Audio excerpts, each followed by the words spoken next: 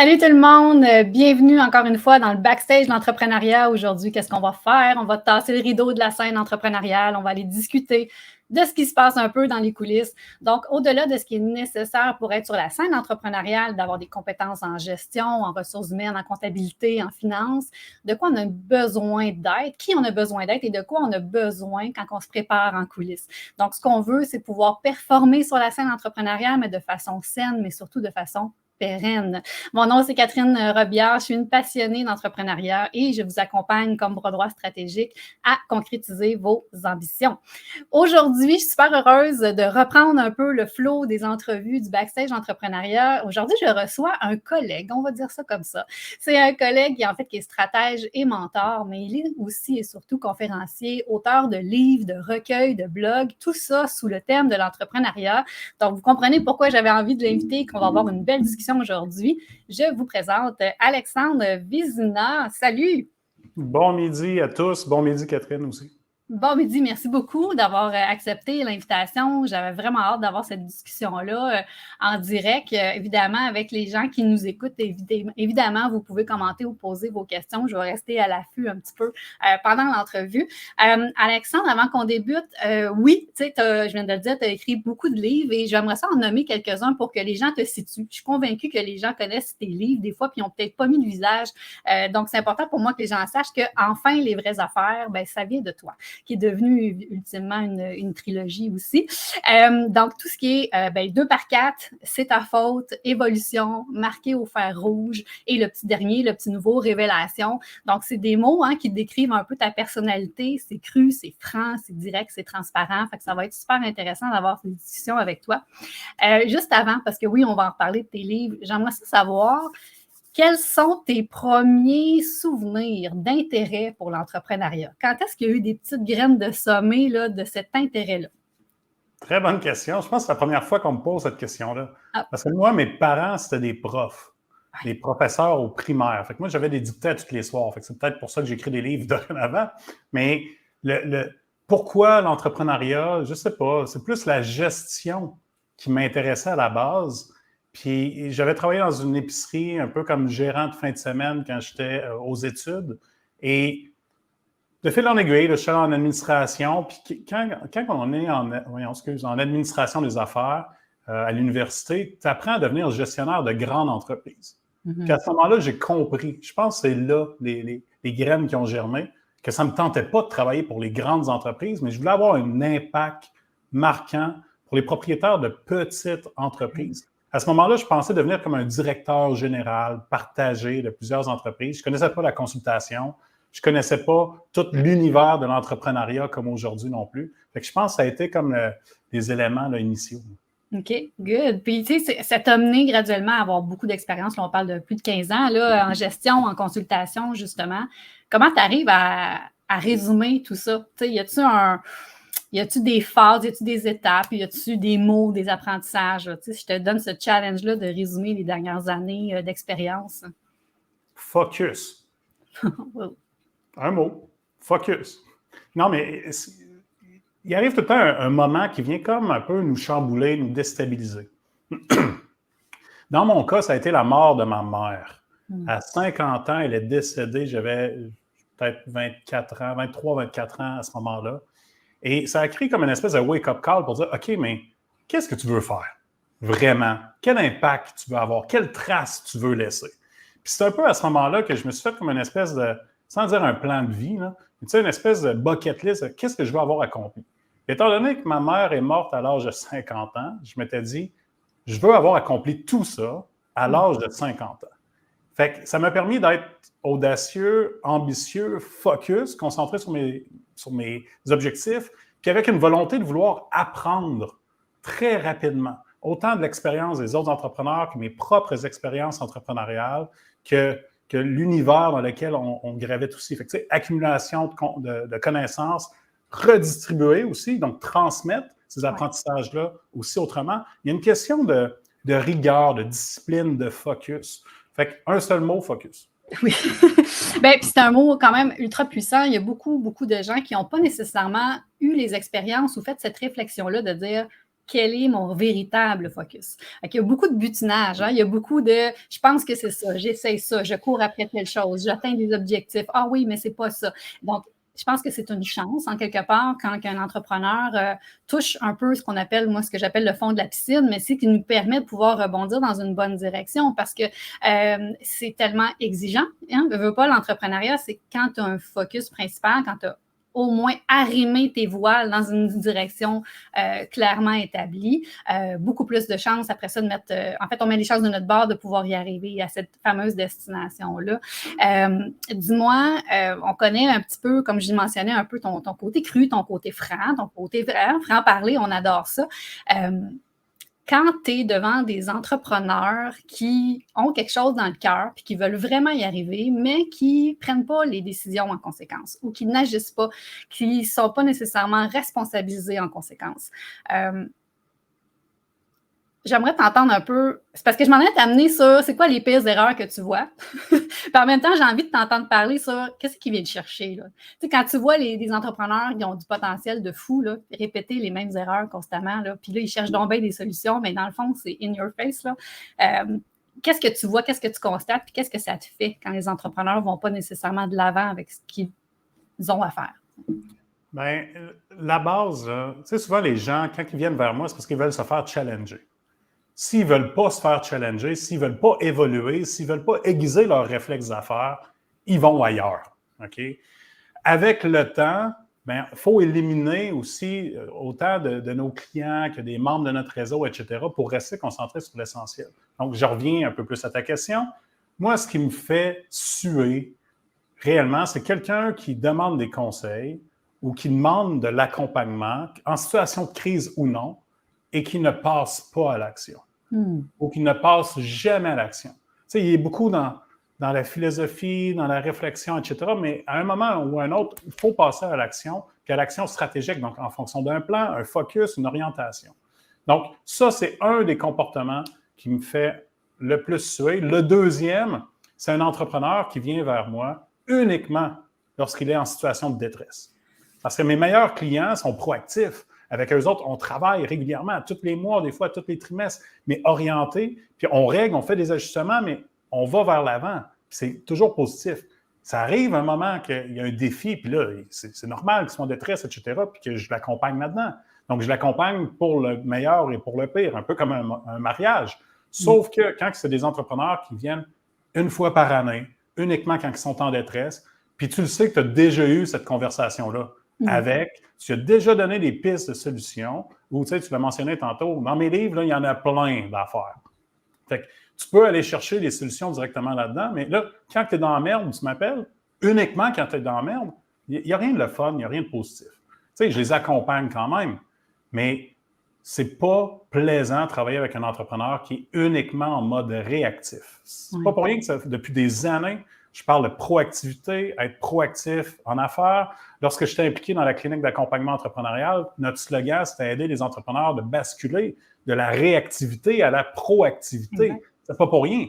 C'est un tout, c'est une philosophie. Puis pour avoir du succès en business, il faut être proactif. Donc, il faut caler les shots, il faut rester en mouvement, il faut être au-devant de la parade. Quand on voit que ça va tirailler, exemple comme cet automne, il faut se préparer. Mais il ne faut pas attendre d'avoir la tête dans la merde jusqu'ici pour réagir. Il faut prendre, on le sait que ça va être plus difficile pour certains secteurs, donc qu'est-ce qu'on fait maintenant? Donc, il ne faut pas attendre. Fait que les gens qui sont proactifs se posent les bonnes questions au bon moment et posent les bons gestes par la suite. Ouais. C'est quoi le principal frein, selon toi, à ce que les gens restent dans la proactivité? Ben, écoute, c'est pas compliqué, c'est les opérations d'entreprise. Quand une organisation est mal structurée ou les employés sont mal cadrés, sont mal encadrés dans une certaine structure, bien, tôt ou tard, il y a des débordements, puis tout le monde revient vers qui? Vers l'entrepreneur.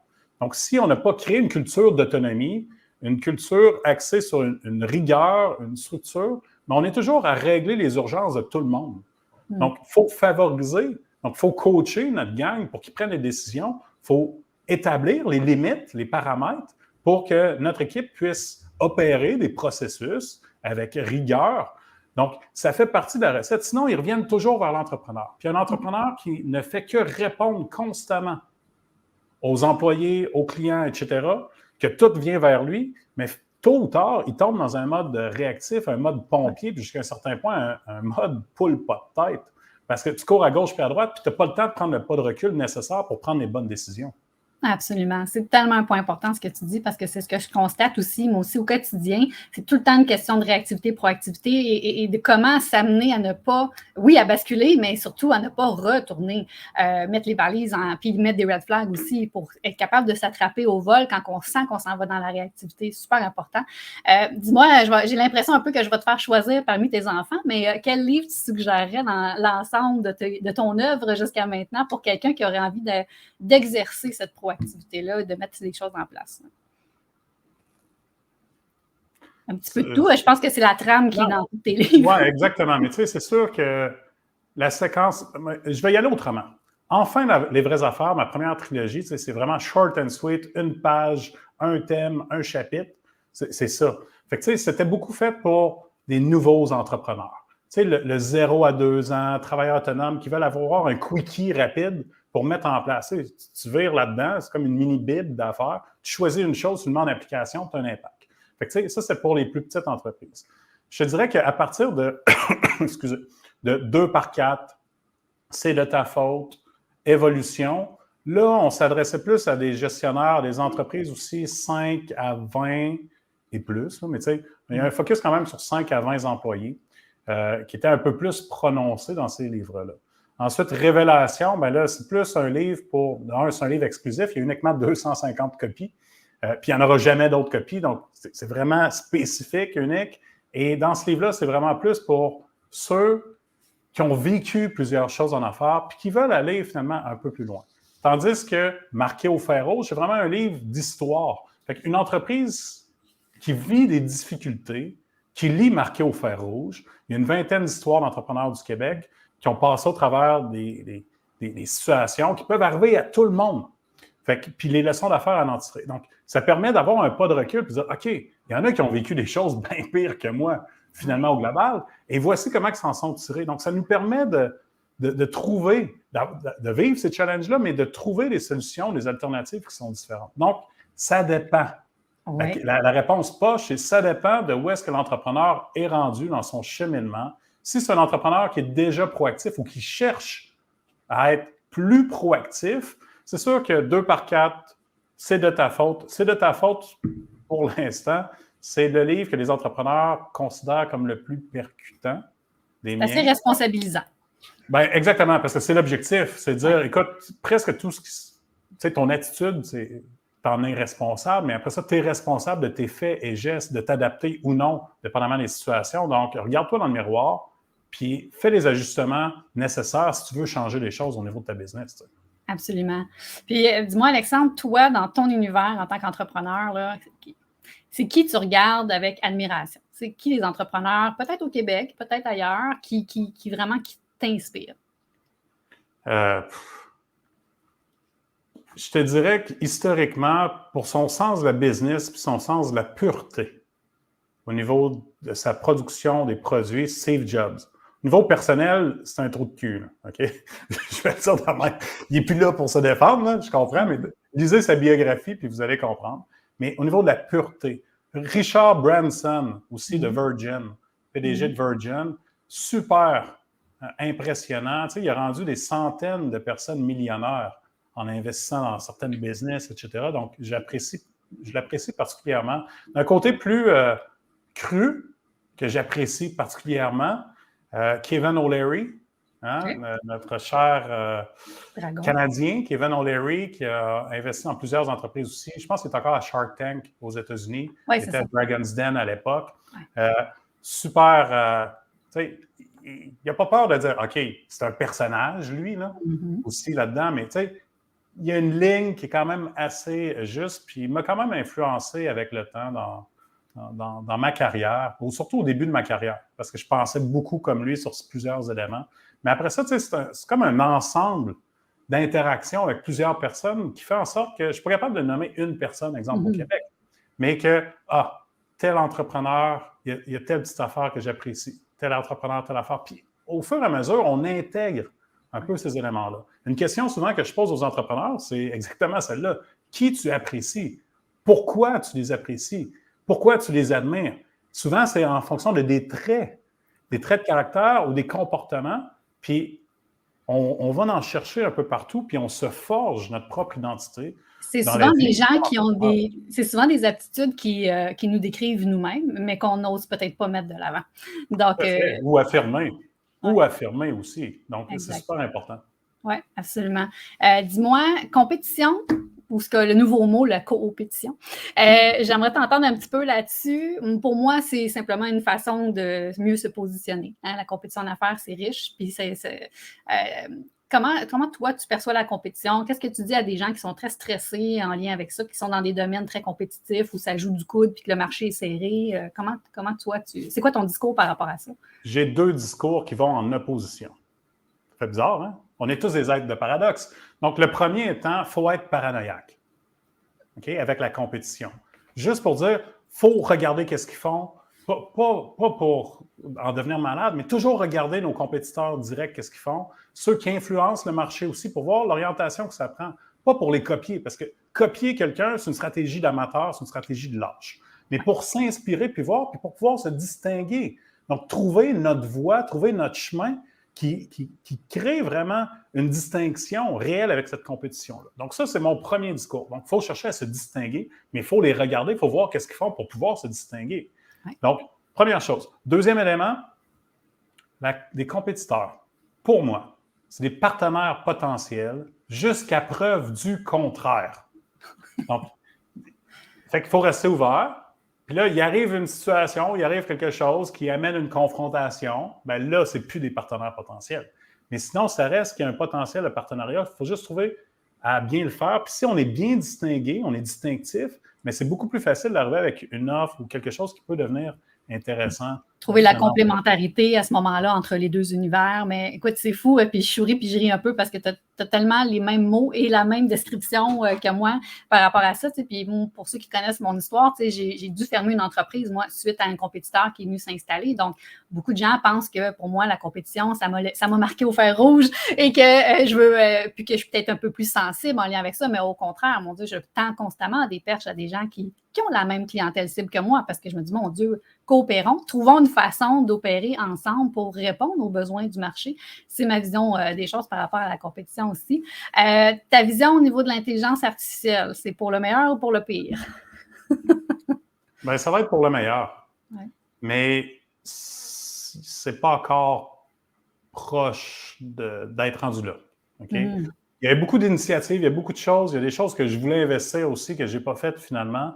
Mais il faut savoir, c'est comme dans tout, il faut savoir s'adapter aux changements dans notre environnement. Donc, on ne peut pas négliger l'intelligence artificielle parce que moi, j'ai même des clients qui ont des bureaux de notaires ou d'avocats qui travaillent avec moi justement pour trouver une façon de dire, OK, comment je peux me mettre à la porte? Comment je peux... Parce qu'il faut faire les choses autrement parce que tôt ou tard, ça va nous frapper puis il y a certains produits et services qu'on offre qu'on ne sera plus en mesure de les offrir de la même façon. Absolument. Mais c'est de la business. Donc, il faut chercher à s'adapter continuellement. Donc, est-ce qu'il faut le voir comme une opportunité ou une menace? Il y a les deux. Il y a autant des opportunités générées que des menaces aussi. Mais il faut déjà commencer à y penser puis se positionner en regard de ça. Absolument. Je suis entièrement d'accord avec toi. Il y a des domaines qui sont fortement affectés déjà ou qui se remettent énormément en question. Bien, qu'est-ce qui va sortir son épingle du jeu? C'est ceux qui osent regarder la réalité en pleine face, de prévoir qu'est-ce qui est possible de faire ou de l'utiliser comme levier aussi. Je pense qu'il y a beaucoup de métiers qui vont changer, qui vont être appelés à évoluer justement avec l'utilisation d'intelligence artificielle. Mais effectivement, ça prend, prime abord, l'ouverture au changement. Merveilleux. J'en ai parlé la semaine passée, j'ai fait une discussion sur l'état des lieux de l'entrepreneuriat québécois. J'avais envie d'entendre qu'est-ce qui est là. J'avais des gens qui ont des commerces en ligne, des commerces pignon sur rue, j'avais des travailleurs autonomes, des gens qui ont des équipes. J'avais vraiment un petit peu de tout. Puis il y a plein de choses qui sont ressorties sur, oui, tu sais, la pression des marchés, l'économie, les changements d'habitude des consommateurs.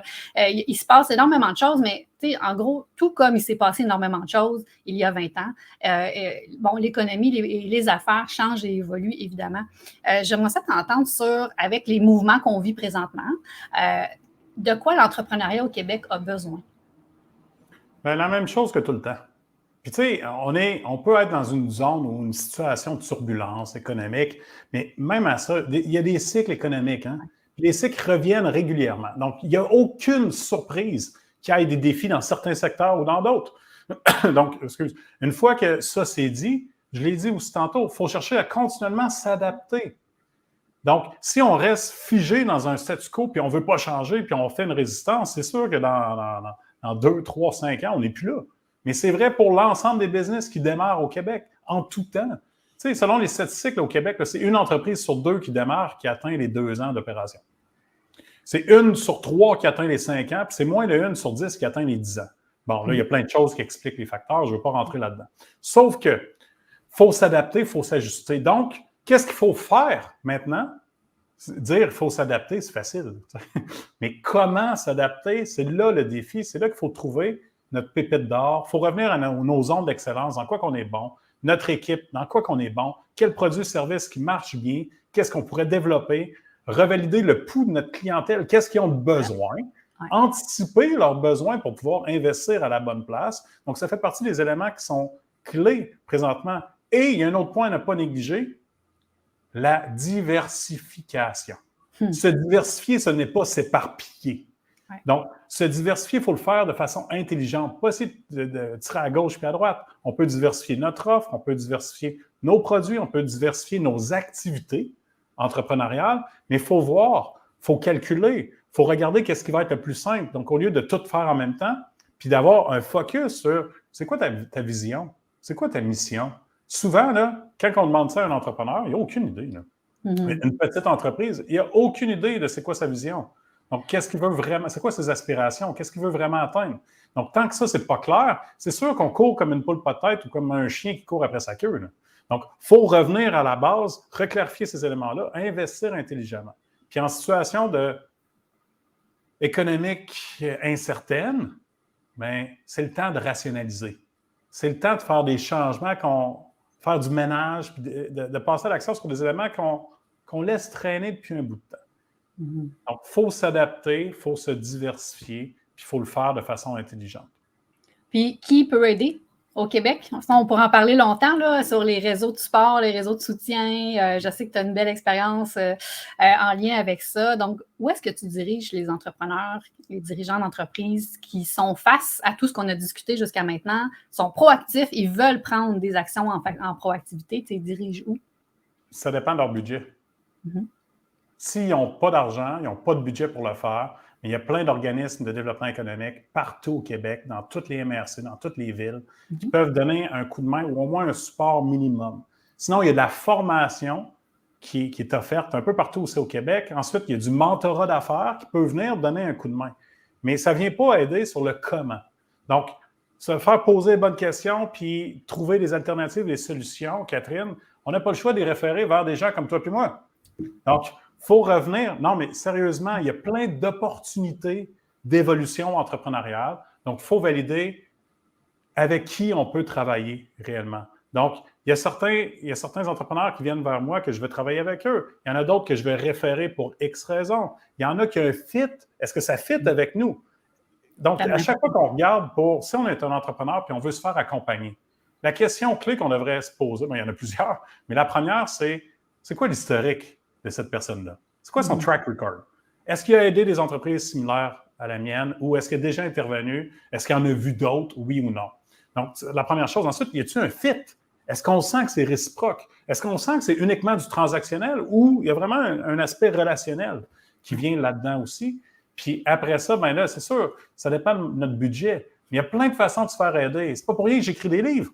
Donc, ceux qui n'ont pas l'argent nécessaire, l'argent pour pouvoir se payer un vrai accompagnement stratégique, dépendamment de la grosseur d'entreprise, mais il y a plein d'outils, il y a plein de formations ou des événements qui sont gratuits ou à peu de frais ou des livres, comme on disait, il y a toujours quelque chose. Absolument. Mais c'est à nous, comme entrepreneurs, de trouver qui peut le mieux nous aider finalement au global et de quelle façon je souhaite être accompagné ou aidé. Absolument. Fait que, tu sais, pour ceux qui sont peut-être un peu overwhelmed avec cette réponse-là parce qu'il y avait beaucoup de pistes, puis c'est parfait parce qu'on a besoin de différentes pistes. J'avais fait un outil gratuit sur les réseaux de soutien à votre portée. Je pourrais mettre le lien en commentaire pour ceux qui veulent aller regarder un petit peu dans votre région qui peut vous aider. Mais après ça, effectivement, il n'y a rien comme évidemment, on va prêcher pour notre paroisse, mais d'investir dans un accompagnement personnalisé 1-à-1 avec quelqu'un d'expérience, c'est sûr que les résultats sont complètement différents. Mais encore là, il faut y aller avec le respect aussi, la logique, au niveau budgétaire aussi, et où est-ce que vous êtes rendu dans votre parcours entrepreneurial. Effectivement. Oui, et Catherine, toutes les semaines, je refuse des clients. Pas parce que je ne veux pas nécessairement travailler avec eux. Juste, des fois, c'est la disponibilité, des fois, c'est en fonction de leurs défis. Je ne suis pas la meilleure personne. Exemple, dans la dernière semaine, là, il y a deux entrepreneurs, un en Estrie, un dans le centre du Québec, qui voulaient que je les accompagne dans leur développement international pour le développement des États-Unis. Je dis, écoute, si tu veux aiguiser tes réflexes comme entrepreneur, penser de façon stratégique, etc., c'est fine. Mais là, tu as besoin de quelqu'un spécialisé dans la mise en marché de tel type de produit aux États-Unis. Fait que je ne suis pas ton gars. Fait que l'idée, c'est justement de venir valider c'est quoi notre réel besoin, puis trouver la bonne personne qui va pouvoir nous aider correctement, idéalement dans cette approche-là. Tellement, tellement. Je disais ça cette semaine aussi avec quelqu'un. Je pense qu'un des plus gros défis de l'entrepreneuriat présentement, c'est d'être capable de nommer son besoin. Parce que c'est tellement difficile. Il y en a beaucoup de besoins, puis les gens sont un peu mêlés dans les dommages collatéraux de leurs nombreux besoins non répondus. Donc, important d'aller, ne serait-ce que d'aller poser des questions avec des gens pour leur aider à cibler le réel besoin d'abord. Tu disais tantôt qu'un des éléments les plus importants, donc, c'est le focus, de savoir exactement où est-ce qu'on s'en va, nos aspirations. Quelles sont tes aspirations, toi, pour la suite de ton parcours entrepreneurial? Qu'est-ce qui t'attend devant toi? Je l'ai annoncé dans un webinaire ou dans un podcast dernièrement, mais j'ai une certaine forme de retraite qui s'en vient dans les prochaines années avec un livre que je vais lancer. Puis à partir de ce moment-là, tu sais, je vais travailler moins, entre parenthèses, parce que je fais une transition vers d'autres choses. Je vais continuer à accompagner les entrepreneurs, à être dans le domaine de l'entrepreneuriat, mais il y a de quoi d'autre qui va s'en venir ensuite. Est-ce que c'est un changement profond? Est-ce que c'est un rachat d'une entreprise existante, etc.? Parce que, tu sais, j'ai été propriétaire quand même de plusieurs entreprises aussi, puis des fois, le goût de la drive me manque aussi. Donc, il y a de quoi qui va se tramer, mais je ne veux pas tout dévoiler mes plans non plus. OK. Fait que tu es comme dans une transition, tu es dans une boucle pour venir redéfinir ce qui s'en vient pour toi. C'est ce que j'entends. Oui, mais je le sais exactement ce qui s'en vient. Mais je n'ai juste pas le choix de rester mystérieux là-dessus. Mais ça a un lien ouais. aussi avec Même juste l'intelligence entre nous deux en discutant comme ça, là, non? Okay. Non. On s'en reparlera quand tu seras rendu là. Ouais. Merveilleux. Alexandre, je pense qu'on pourrait passer la journée à discuter. Je pense que c'est super important. Le point que j'aimerais dégager de notre discussion, c'est l'importance du focus, l'importance de se faire accompagner, l'importance de bien cibler son besoin, de se faire accompagner dans ce besoin-là. Je pense que et toi et moi, on a cette vision-là, cette perception-là et cette importance-là de, quand on rencontre des gens, d'être capable de les aider à bien cibler leurs besoins pour bien les diriger par la suite, parce que de toute façon, on n'a rien à gagner que d'accompagner des gens pour lesquels on connaît des gens dont c'est leur force encore plus que nous. Donc, Catherine, moi, souvent, ce que je dis, c'est qu'un professionnel ne va pas t'offrir ce que tu veux, va t'offrir ce que tu as besoin. Ouais. Puis surtout, si ce n'est pas cette personne-là qui peut t'aider. Sinon, ça fait amateur puis ça fait vendeur de frigidaire. Oui. J'ai rien contre les vendeurs de frigidaire. Sauf que l'idée, c'est comme « Ah oui, je peux te le faire. Ah oui, je vais t'offrir ça. Je vais t'offrir ça. » Même si tu peux le faire, es-tu la bonne personne pour aider en fonction de ce besoin-là? Puis des fois, le client, il veut avoir quelque chose, mais c'est pas ça qu'il a de besoin. Fait qu'il faut l'expliquer, il faut le recadrer sur c'est quoi son réel besoin.